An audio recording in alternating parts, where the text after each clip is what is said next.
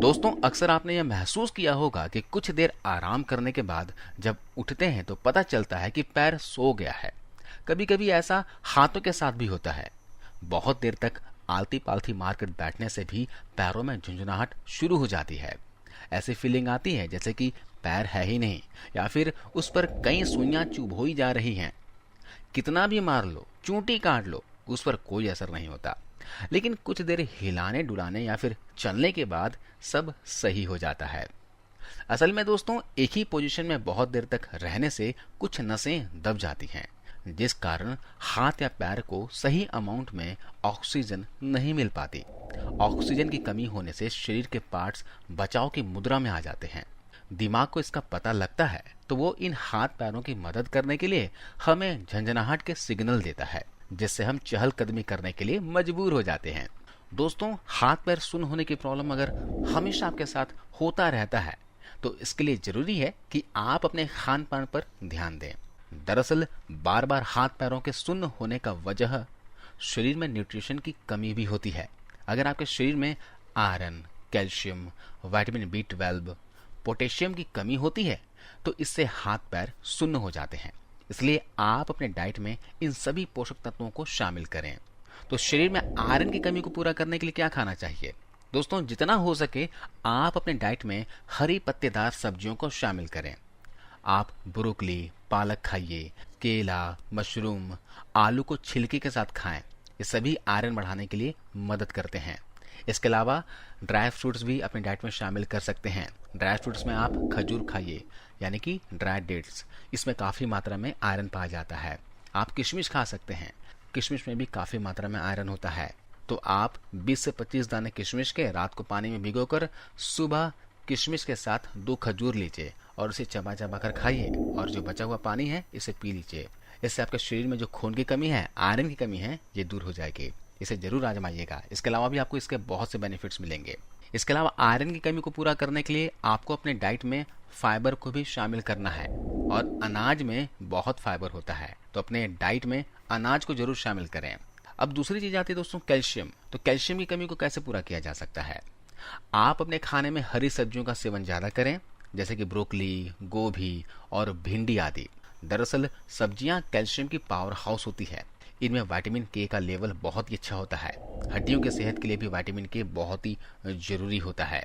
इसके अलावा अजवाइन को भी आप डाइट में शामिल कर सकते हैं। अजवाइन की भाजी आती है सीजनल, तो आप अजवाइन की भाजी खाइए या फिर अजवाइन सीड्स को डाइट में शामिल कीजिए। सिर्फ 9 ग्राम अजवाइन में 115 mg कैल्शियम होता है। इसमें और भी बहुत से पोषक तत्व होते हैं जो हमारे शरीर को हेल्दी रखते हैं और सर्दी जुकाम नहीं होने देते, साथ ही हाथ और पैरों को नम भी नहीं होने देते। तो आप अजवाइन की चाय बनाकर पी सकते हो, या फिर दोपहर के खाना खाने के बाद आधी छोटी चम्मच अजवाइन और थोड़ी सी गुड़ लेकर चबा चबा कर उसे खा लीजिए। इससे आपका खाना भी डाइजेस्ट अच्छे से होगा और अजवाइन और गुड़ से आपको कैल्शियम भी मिल जाएगी। इसके अलावा खसखस खाइए। खसखस के अंदर अच्छी मात्रा में कैल्शियम होता है। 9 ग्राम खसखस में 126 मिलीग्राम कैल्शियम होता है। ये हमारे हाथों पैरों को नम नहीं होने देता। खसखस खाने से दोस्तों फर्टिलिटी पावर भी बढ़ती है। ये मेल्स और फीमेल्स दोनों के लिए फायदेमंद है। ये खराब कोलेस्ट्रॉल को शरीर से बाहर करता है। थायराइड को भी ये कंट्रोल करता है। आपको चाहे हाइपोथायराइड हो या फिर हाइपरथायराइड की प्रॉब्लम हो तो खसखस का आप सेवन कर सकते हैं। खसखस खाने से आप अपने ब्लड शुगर लेवल को भी कंट्रोल में कर सकते हो। तो खसखस का प्रयोग करने का एक तरीका बताता हूँ, जिससे आपको नींद भी बहुत अच्छी आएगी और ये सारे फायदे भी मिलेंगे। रात को 1 गिलास दूध में 1 चम्मच खसखस डालने हैं और इसे बॉयल कर लेना है, और रात को सोने से पहले इसे सिप सिप करके पी लेना है। आप चाहें तो इसमें चुटकी भर हल्दी भी मिला सकते हो। इसके अलावा दोस्तों लंच और डिनर के बाद 2 सूखे अंजीर खाएं और ऐसा 1 महीने तक लगातार करें। अंजीर में भी ठीक ठाक मात्रा में कैल्शियम पाया जाता है। अंजीर खाने से आपकी नसें भी मजबूत होती है और आपका शरीर भी हेल्दी रहता है। इसके अलावा आप तिल का लड्डू भी खा सकते हैं। अगर आपको मीठा बहुत ज़्यादा पसंद नहीं है तो आप तिल को रोस्ट करके ऐसे ही चबा चबा कर खाइए। ये जो तिल है इसमें काफ़ी मात्रा में कैल्शियम पाया जाता है। 9 ग्राम तिल के अंदर 118 मिलीग्राम कैल्शियम होता है, जो हाथ पैरों को नम नहीं होने देता। तिल खाने से और भी बहुत से फायदे होते हैं, जैसे कि डायबिटीज को कंट्रोल करना, जोड़ों का दर्द ये खत्म करता है। थायराइड के मरीज भी तिल का सेवन कर सकते हैं।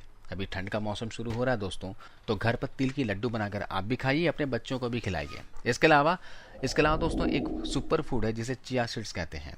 कई लोग इसे सब्जा के बीज समझ लेते हैं, लेकिन सब्जा का बीज और ये चिया सीड्स दोनों ही अलग अलग होते हैं।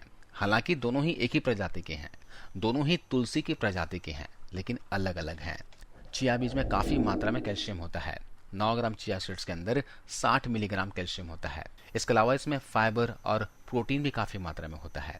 चिया सीड्स खाने से दोस्तों कॉन्स्टिपेशन की प्रॉब्लम दूर होती है और ये नमनेस को भी ठीक करता है। इसके अलावा सफेद काबुली चने, हरी फलियां, राजमा, मूंग की दाल, सोयाबीन, लाल मसूर की दाल, हरे मटर, इन सभी के अंदर काफी मात्रा में कैल्शियम होता है।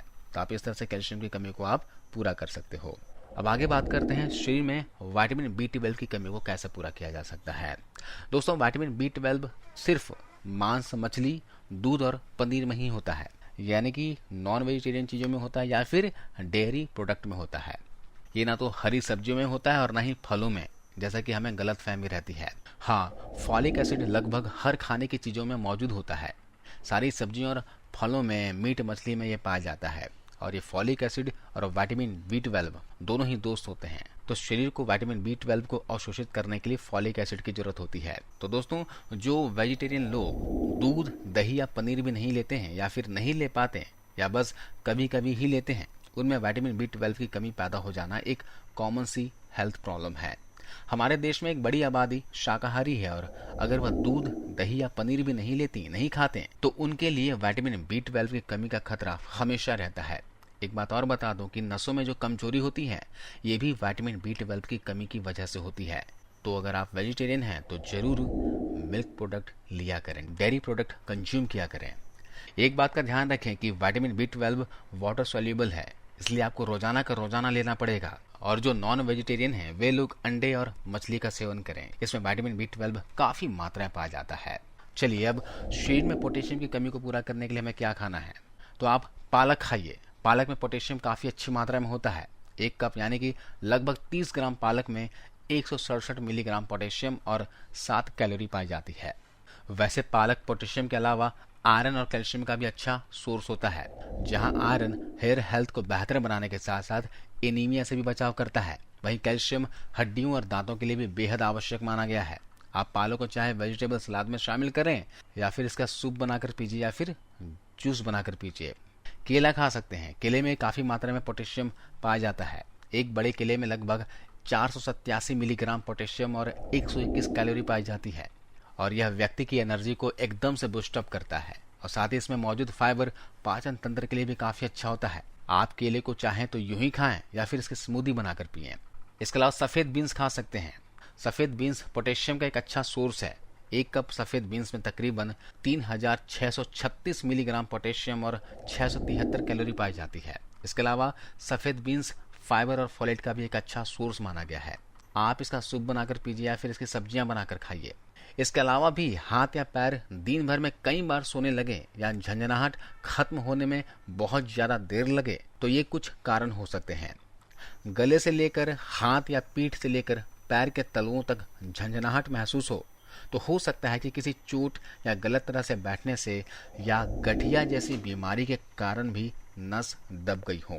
अगर आपके सिर्फ एक ही नहीं दोनों हाथों में झंझनाहट, सुन्नपन होती है तो इसके लिए विटामिन B12 की कमी जिम्मेदार है। इसके साथ ही अगर आपको थकान महसूस होती है, आलस महसूस होती है तो हो सकता है कि आपको एनीमिया भी हो, यानी खून की कमी हो।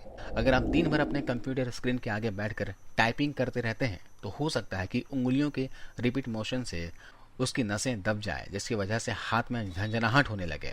अगर झंझनाहट की वजह यही है तो आपको अपने डेली रूटीन में खास चेंजेस लाने की जरूरत है। इसके अलावा अगर आपका डायबिटीज, ब्लड शुगर लेवल बहुत बढ़ा हुआ है तो हो सकता है कि आपका हाई ब्लड शुगर जहर की तरह काम करे।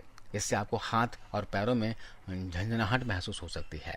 थायराइड में भी झंझनाहट का एहसास होता है। अगर आपको हाइपो या फिर हाइपर थायराइड हो तो आपको हो सकता है कि शरीर में सुन्नपन, झंझनाहट की समस्या ज्यादा आती हो। अगर आपको कमजोरी महसूस होती है, सुन्नपन या झंझनाहट का एहसास होता है, साथ ही डबल चीजें दिखाई देती है तो हो सकता है कि आपको मल्टीपल स्क्लेरोसिस हो। हाथ पैर में सुन्नपन, कुल्हों में भारीपन हो और थकान लगे तो PVD के लिए तुरंत जांच करवाना चाहिए।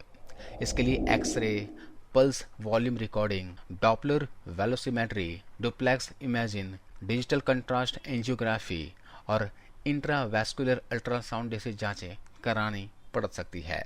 इसके अलावा कुछ घरेलू उपाय आपको बताता हूँ, इसे आप रेगुलर बेसिस पे कीजिएगा। जिस अंग में बार बार सुन्नपन या झंझनाहट होती है तो वहाँ रेगुलर मालिश कीजिए।